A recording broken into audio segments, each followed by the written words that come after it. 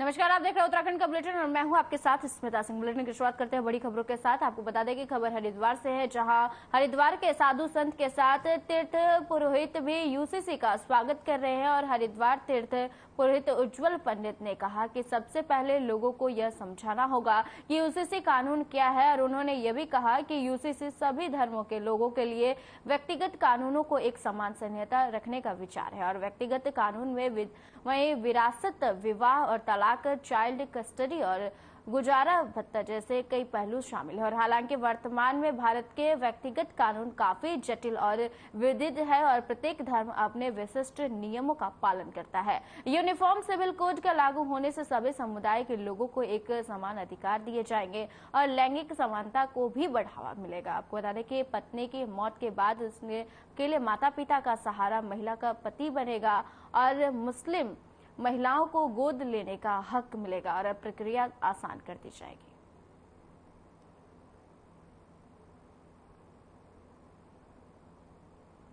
आपको बता दें खबर हरिद्वार से है, जो कि यूसीसी का संतों ने स्वागत किया है। इस चीज को लेकर आपको बता दें कि यूसीसी के आने का इंतजार है, संतों ने इसका स्वागत किया है। और साथ ही आपको बता दें कि सरकार ने सभी प्रक्रिया को आसान किया है।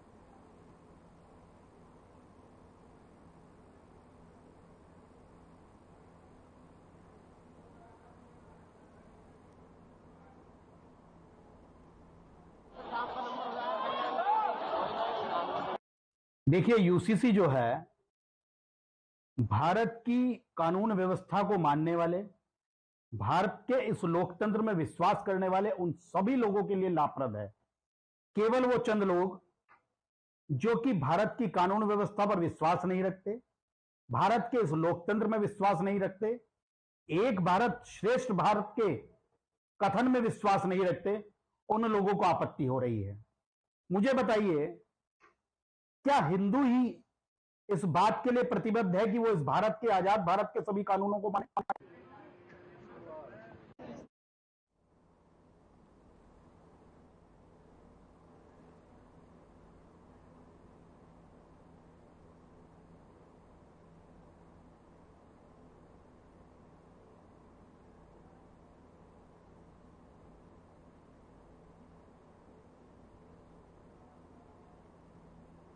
कांवड़ यात्रा के मद्देनजर उधम सिंह नगर पुलिस ने अंतर्राज्यीय समन्वय का आयोजन काशीपुर में कराया गया है। और एसएसपी उधम सिंह नगर और अन्य पुलिस अधिकारियों ने प्रतिभाग कर कांवड़ यात्रा के मद्देनजर एक दूसरे के साथ आपसी तालमेल और कांवड़ यात्रा से जुड़ी जानकारी साझा की है। और पुलिस ने कांवड़ यात्रा के दौरान एक दूसरे के साथ आपसी तालमेल और कांवड़ यात्रा से जुड़ी जानकारी साझा करते हुए एसएसपी मंजुनाथ टीसी ने बताया है कि उधम सिंह नगर जिला कांवड़ यात्रा के लिहाज से काफी संवेदनशील रहा है और इसलिए कांवड़ यात्रा को पूरी तरह से गंभीरता से लेते हुए उत्तराखंड के कुमाऊं के साथ साथ उत्तर प्रदेश के मुरादाबाद और बरेली रेंज के अधिकारियों के साथ आज बैठक का आयोजन किया गया।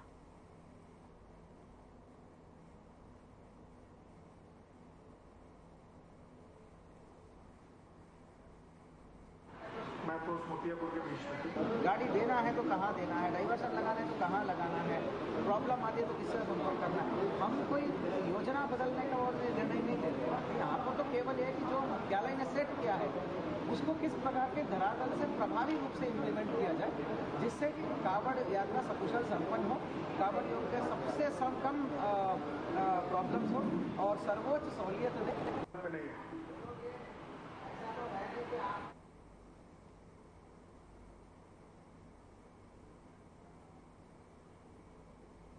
सीएम पुष्कर सिंह धामी ने नई दिल्ली में केंद्रीय मत्स्य पशुपालन एवं डेयरी मंत्री पुरुषोत्तम रूपाला से भेंट कर उत्तराखंड में पशुपालन और डेयरी से संबंधित विषयों पर चर्चा की है।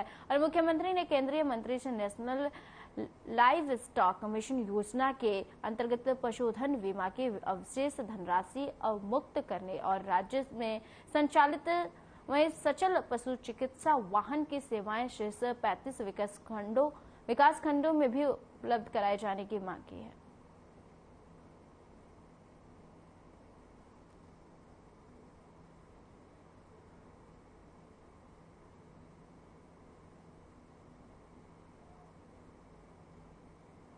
सीएम पुष्कर सिंह धामी ने सीएम हेल्पलाइन 1905 की समीक्षा बैठक के दौरान सभी जिलाधिकारी को निर्देश दिए हैं कि सभी लोग महीने में 2 बार मुख्यमंत्री हेल्पलाइन की समीक्षा करें और देखें कि शिकायतें कितनी निस्तारित हो रही है और कहां शिकायतें ज्यादा आ रही है। देहरादून के जिलाधिकारी डॉक्टर सोनिका ने कहा कि 3 अलग अलग प्रकार की शिकायतें होती है, जो कि कुछ शिकायतें छोटी होती है और कुछ इमीडिएटली निवारण किया जा सकता है और कुछ शिकायत भूमि से संबंधित होती है जिसमें थोड़ा समय लग जाता है और कुछ शिकायतें ऐसी होती है जो कि हमारे लेवल पर हो ही नहीं सकती और फिर भी प्रयास किया जाता है कि समय से शिकायतों का निवारण किया जाए।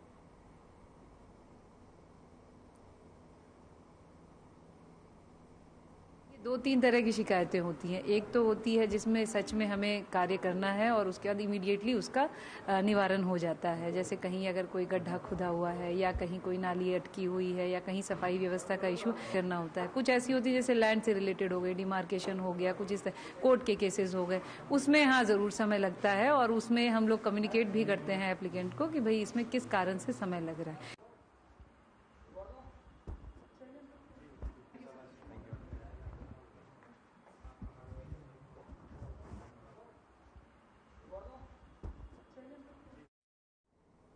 एक तरफ जहां धामी सरकार प्रदेश में यूसीसी लागू करने की बात कर रही है, तो वहीं केंद्र में यूसीसी को लेकर चर्चाएं तेज हो चुकी है और भोपाल में अपने संबोधन के दौरान पीएम मोदी ने पूरे देश में यूसीसी को लागू करने की बात कही है, जिसके बाद अब मुख्य विपक्षी दल कांग्रेस धामी सरकार पर निशाना साधते हुए नजर आ रही है और कांग्रेस के प्रदेश प्रवक्ता गरिमा दशौनी ने यूसीसी के मुद्दे को लेकर सीएम धामी पर तंज कसा है और गरिमा का कहना है कि 20 जुलाई से केंद्र में बजट सत्र शुरू होने जा रहा है और वहीं कयास ये भी लगाए जा रहे हैं कि इस सत्र के दौरान यूनिफॉर्म सिविल कोड का बिल केंद्र सरकार द्वारा लाया जा सकता है और अगर बिल पास होता है तो आर्टिकल 254 के तहत केंद्र की तरफ से लागू किए गए कानून के बाद राज्य के कानून निष्प्रभावी हो जाते हैं और गौरतलब है कि केंद्र अगर इस कानून को लागू करता है तो उत्तराखंड में जिस यूसीसी को लागू करने की बात कही जा रही है उसका कोई मतलब नहीं रह जाएगा।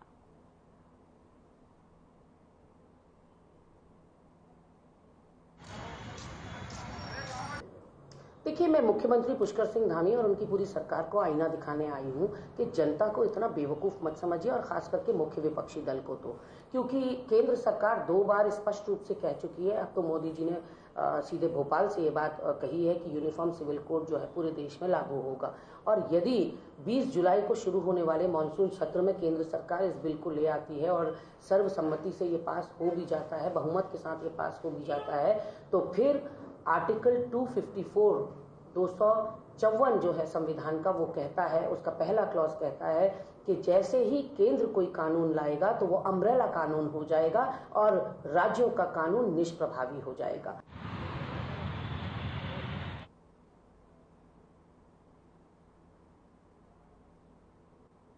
विश्व प्रसिद्ध कॉर्बेट टाइगर रिजर्व के नाम पर कॉर्बेट बेचने का, वहीं आपको बता दें कि कॉटेज बेचने का मामला सोशल मीडिया पर इन दिनों चर्चाओं में है और इस मामले में बीजेपी नेता का नाम जुड़ जाने से विपक्षी पार्टी कांग्रेस ने भी आड़े हाथ ले लिया है और सरकार से जांच कराए जाने की मांग की है और वहीं कॉर्बेट टाइगर रिजर्व के निदेशक धीरज पांडे के मुताबिक उनके पास से इस तरह की शिकायत आई थी और उन्होंने जांच के बाद पाया कि जमीन का कॉर्बेट से कोई लेना देना नहीं है और जिस जमीन पर यह कॉटेज बनाई जा रही है वो कॉर्बेट की सीमा से 8 किलोमीटर दूर है।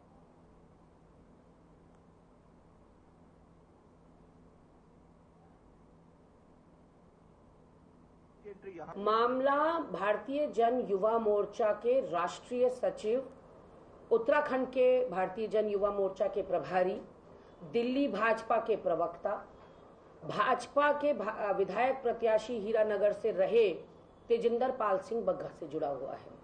तेजिंदर पाल सिंह बग्गा अपने ट्विटर हैंडल में अपना पूरा ब्यौरा देते हैं और साथ ही ये भी बताते हैं कि बीए प्रॉपर्टी वाला इन्हीं की कंपनी है, ये फाउंडर है बीए प्रॉपर्टी वाला के।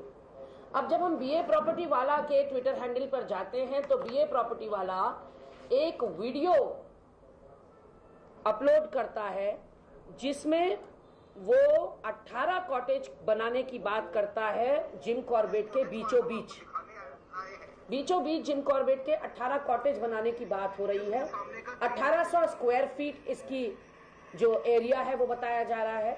68 लाख रुपए इसकी कीमत बताई जा रही है और लोगों को इस कॉटेज के लिए इन्वेस्ट करने के लिए आमंत्रित किया जा रहा है। इतना ही नहीं, बीए प्रॉपर्टी वाला बताता है कि हरकी पौड़ी के नजदीक भारतीय जनता पार्टी उत्तराखंड राज्य के अंदर पुष्कर सिंह धामी जी के नेतृत्व में एक सुशासन का राज दे रही है। उस पर किसी भी तरह से कोई भी हो, किसी को भी जमीन खुर्द-बुर्द करने का कोई संभावनाएं नहीं है। निश्चित रूप से पुष्कर सिंह धामी जी के नेतृत्व में अभी लगभग कई सौ एकड़ जो फॉरेस्ट की थी उसको मुक्त करवाया गया है। किसी भी स्थान पर अगर इस तरह की कोई बात होगी तो निश्चित रूप से उनके खिलाफ कार्रवाई होगी और ये जांच का विषय है जो आपने कहा है। सुनीता विद्यार्थी जी वो भी, और ये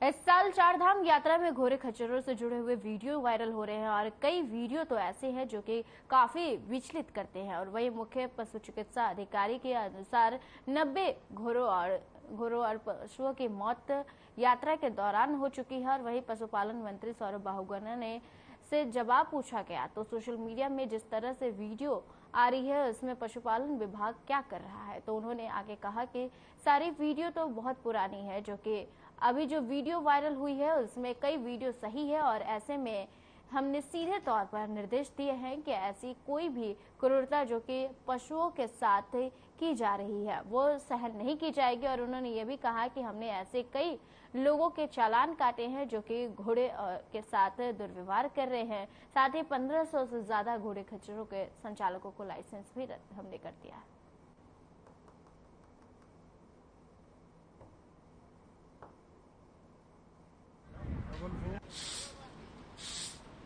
देखिए, सोशल मीडिया एक बहुत ही पावरफुल टूल है अपनी बात पहुंचाने का लोगों तक, लेकिन इसका मिसयूज़ भी बहुत ज़्यादा हो रहा है। कुछ वीडियोस पुरानी डाल दी जा रही हैं जो इस बार की हैं भी नहीं केदारनाथ में।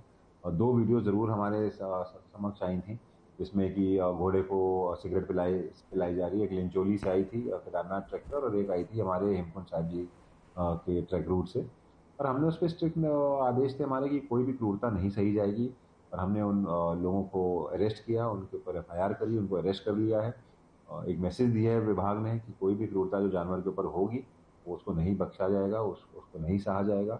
इस बार हम ऑलरेडी केदारनाथ ट्रैक पे लगभग 17 एफआईआर क्रूरता की कर चुके हैं, 201 चालान कर चुके हैं क्रूरता के। और लगभग 1500 से 2000 जानवरों को हमने ब्लॉक किया है यात्रा से जो कि कमज़ोर थे या चोटिल थे।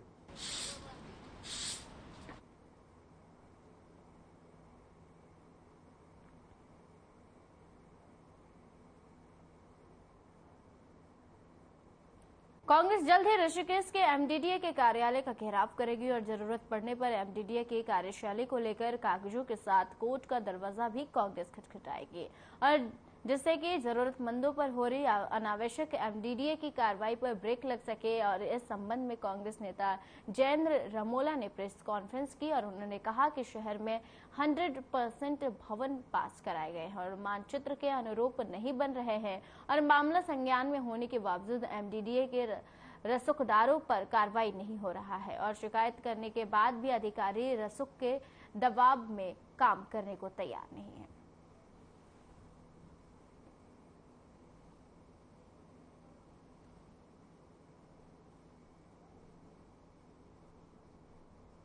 एमडीडीए का बहुत ही जल्दी हम घेराव करने वाले हैं बड़े स्तर पर और एमडीडीए को आईना दिखाने का काम करेंगे। एमडीडीए की बहुत संदिग्ध भूमिका है। एमडीडीए के जो उपाध्यक्ष हैं उनको भी मैंने एक दिन तिलक रोड के एक मामले में फोन किया था। क्षणिक 1 घंटे के लिए वो अवैध निर्माण बंद हुआ, लेकिन उसके बाद फिर काम गया क्योंकि पब्लिक बताती है।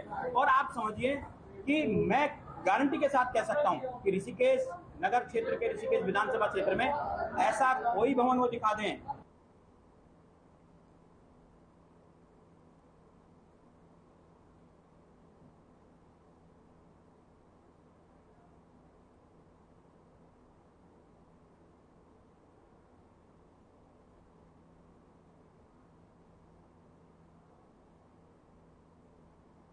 खबर रुड़की से है, जहां सिविल लाइंस कोतवाली पहुंचकर बजरंग वाहिनी दल के कार्यकर्ताओं ने तहरीर देकर भीम आर्मी प्रदेश अध्यक्ष की गिरफ्तारी की मांग की है।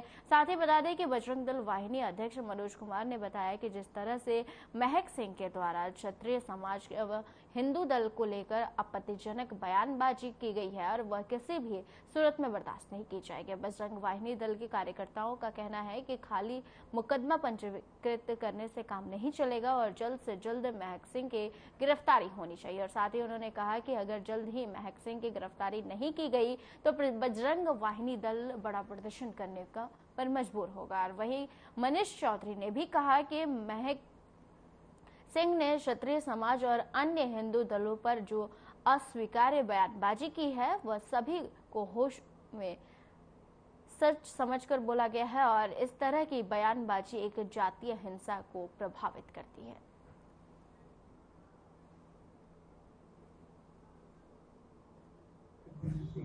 एक महक सिंह करके भीम आर्मी के जो प्रदेश अध्यक्ष बताया जा रहा है ये उसकी गिरफ्तारी के संबंध में है। उसके लिए हम ज्ञापन देने आए हैं। मुकदमा तो उनके खिलाफ दर्ज हो गया है, लेकिन जो है गिरफ्तारी अब तक नहीं हुई है और जब तक गिरफ्तारी नहीं होगी तब तक हम बैठेंगे। आप किस संगठन से आते हो? हम बजरंग वाहिनी दल से हैं। प्रदेश अध्यक्ष मनोज कुमार।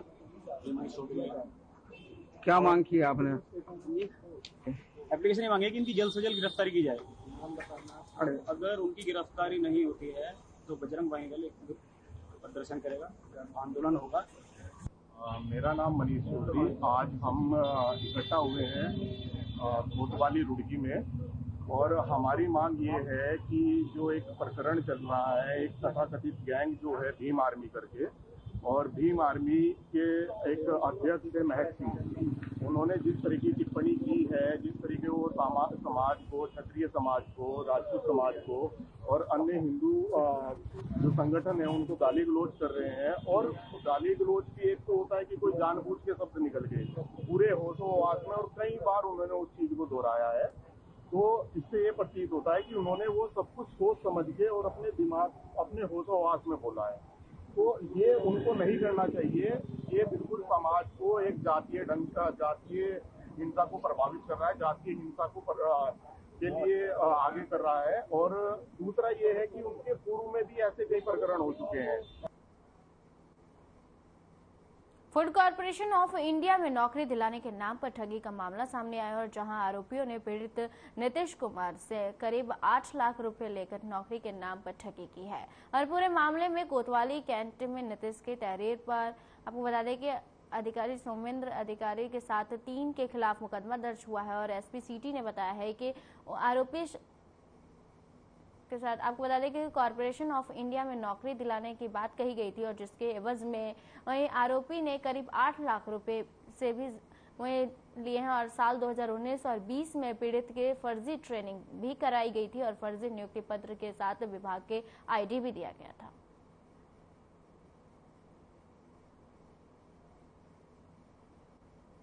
देखिए, इसमें जो कंप्लेनेंट हैं नीतीश कुमार, उनके द्वारा थाना कैंट पर एक कंप्लेंट दी गई है जिसमें उनके द्वारा बताया गया है कि 4 अभियुक्तों द्वारा जो है 2019 से उनको FCI food corporation of India में नौकरी दिलाने के नाम पर फर्जी नियुक्ति पत्र दिखाकर और इस पूरे टाइम पीरियड में उनसे जो है पैसे हड़प लिए गए। इस संबंध में जो है मुकदमा पंजीकृत किया गया है जिसमें कि जो अभियुक्त हैं उनके द्वारा जो फर्जी अपॉइंटमेंट लेटर और ID कार्ड को जो है इनको दिखाया गया था। इसी संबंध में मुकदमा पंजीकृत किया गया।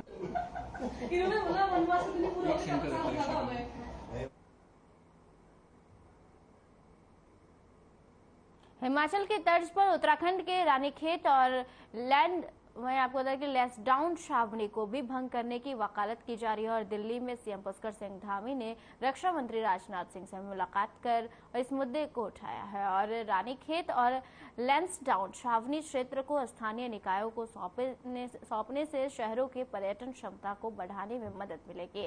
और इस पर कांग्रेस प्रदेश प्रवक्ता गरिमा मेहरा दशोनी ने कहा है कि यह होना भी चाहिए क्योंकि स्थानीय नागरिकों को बहुत ज्यादा परेशानियों का सामना करना पड़ता है और कहीं ऐसे प्रतिबंधित लगा दिए जाते हैं जो कि कभी कोई सड़क बंद कर दी जाती है और बहुत सारी ऐसी चीजें हैं जिससे कि स्थानीय नागरिकों को दोयम दर्ज का नागरिक होने का महसूस होता है। और गरिमा दर्शनी ने यह भी कहा कि मैं खुद रानीखेत की रहने वाली हूं और मैंने इस चीज को महसूस किया जो कि सिविलियंस वहां के स्थानीय नागरिक हो, उनको बहुत ज्यादा परेशानियों का सामना करना पड़ता है।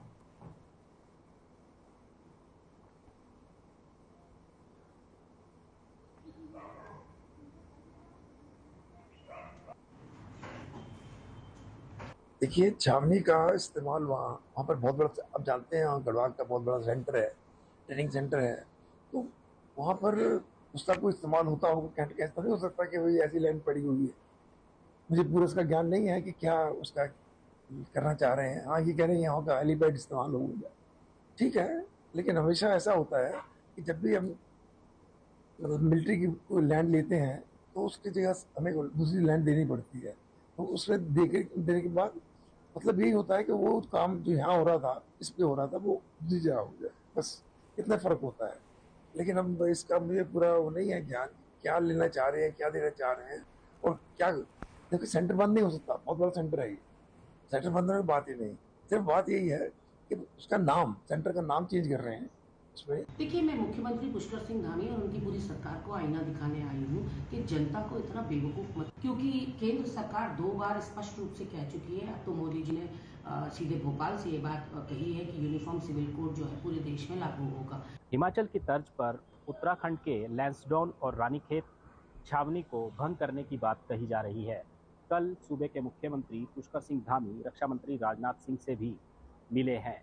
बताया जा रहा है कि इन छावनियों को भंग करने के बाद उत्तराखंड में इनको निकायों में शामिल किया जाएगा, जिससे पर्यटन को भी बढ़ावा मिलेगा। लेकिन एक बड़ा सवाल यह भी है कि इन छावनियों में कार्यरत जो कर्मचारी हैं उनके भविष्य को लेकर भी आशंका बनी हुई है।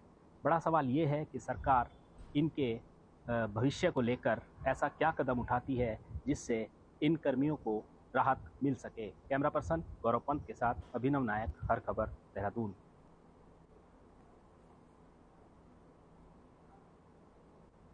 उत्तराखंड के बुलेटिन में फिलहाल के लिए इतना ही। मुझे दीजिए इजाजत। नमस्कार।